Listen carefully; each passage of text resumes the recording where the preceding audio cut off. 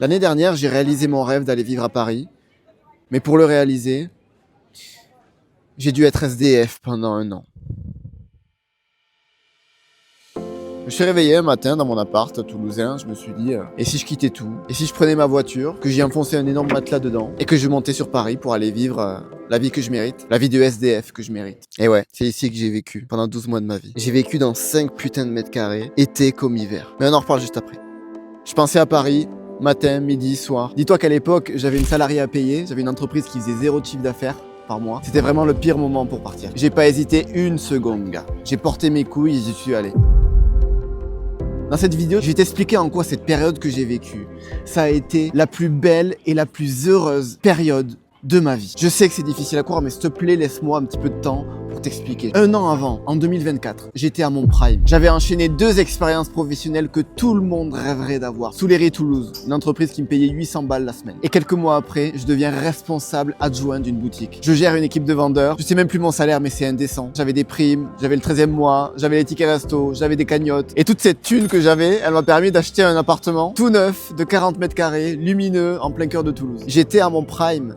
Pour autant, je peux te garantir que cette période a été bien moins plaisante que cette vie de SDF que j'ai eue dans ma voiture. La leçon que je vais essayer de t'apporter à travers cette vidéo, c'est que l'objectif que tu vises actuellement, de gagner beaucoup d'argent avec ton travail, il n'est pas suffisant si tu veux être réellement heureux dans ta vie. Je vais te le prouver dans cette vidéo.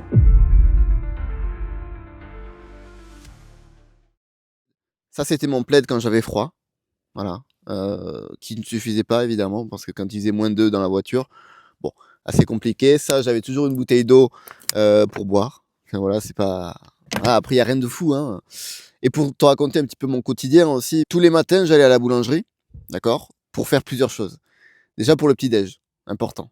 Hein, les vitamines, jus d'orange, café, croissant, etc. Ensuite, j'allais dans les toilettes de la boulangerie pour me laver les dents, me débarbouiller, pisser, et voilà. Et après ça, j'allais tous les jours au 17 rue Blomet, dans le 15e à Paris, au bain-douche de Blomet, pour prendre la douche gratuitement. Ça, c'est super. Évidemment que je laissais rien de valeur dans ma voiture quand je partais travailler. J'avais tout dans ma valise, hein. Vous savez que toute ma vie entière est dans cette valise.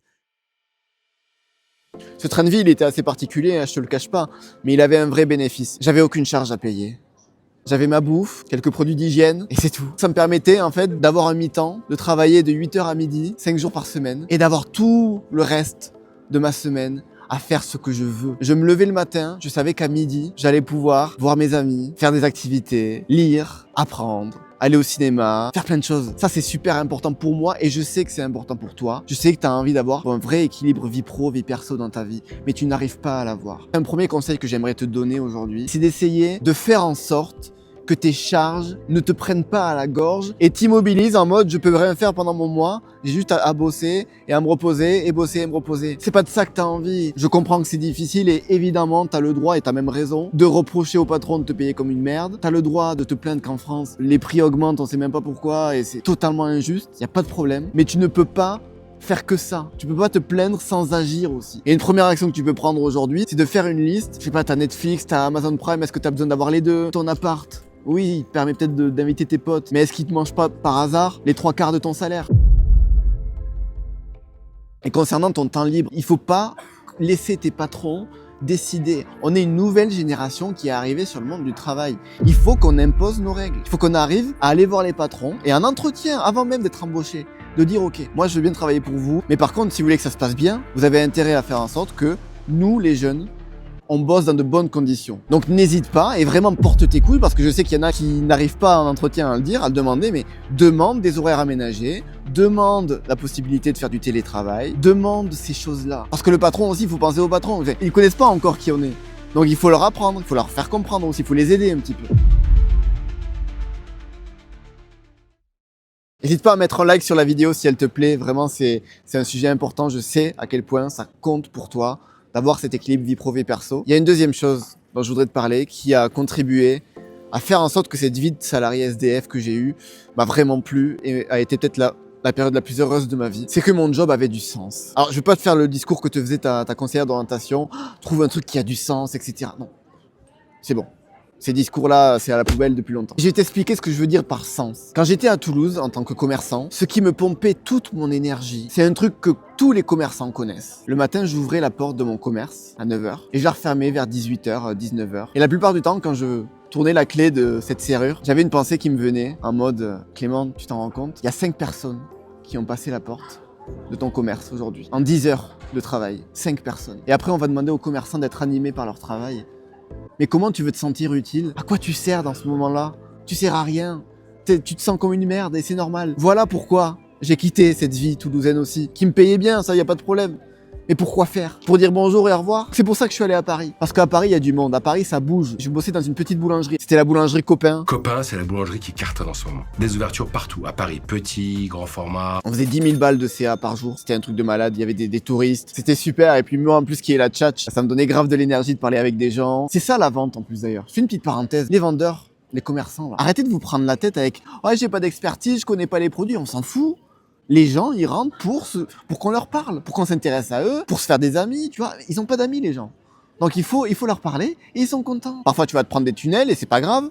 Et tu rebondis. Moi, en tout cas, c'est ce qui me donne de l'énergie. Et donc, quand je quittais mon travail, j'avais de l'énergie pour faire des choses. Toi, aujourd'hui, ton travail, il te pompe de l'énergie. En fait, tu n'es pas aligné avec qui tu es. Si tu as la tchatch comme moi, fais du commerce au lieu de faire de la manutention dans des usines. Et si tu es introverti, fais pas de la vente. Tu sais très bien que les gens te pompent ton énergie, donc à la fin de la journée, tu seras capoute. Et deuxième chose, encore plus fort que ça peut-être. J'avais la vision quand j'allais au travail. Je savais pourquoi je faisais ça. Je me disais, ok, ce travail-là, il va me permettre d'avoir de la thune. Mais cette thune que je vais avoir, ça va me permettre d'avoir un appart, parce que je vais pas rester SDF toute ma vie. Et ça va me permettre, cet appart, de poser les bases de ma vie parisienne. Donc cet argent que je vais gagner, il va servir à quelque chose. Et puis les clients que j'accueille tous les jours, je vais peut-être pouvoir leur parler de mon projet entrepreneurial. Parce qu'à l'époque, j'avais fermé ma première entreprise, mais je voulais créer une autre entreprise. Peut-être que les clients que j'ai là, à qui je vends le pain dans la boulangerie, ils vont devenir clients dans mon entreprise. Et donc voilà une autre raison d'aller au travail tous les jours. La question que je t'invite à te poser du coup, c'est quel est ton projet? Qu'est-ce que tu as envie de faire de ta vie? Et en quoi ton travail que tu as aujourd'hui ou que tu vas avoir d'ici les prochaines semaines ou prochains mois va te servir dans l'atteinte de ce projet de vie? Parce qu'il faut que tu comprennes que le plaisir que tu prends dans ton travail est proportionnel aux bonnes raisons que tu as de le faire, ce travail. Voilà pourquoi ma vie de SDF, elle était pas si nulle.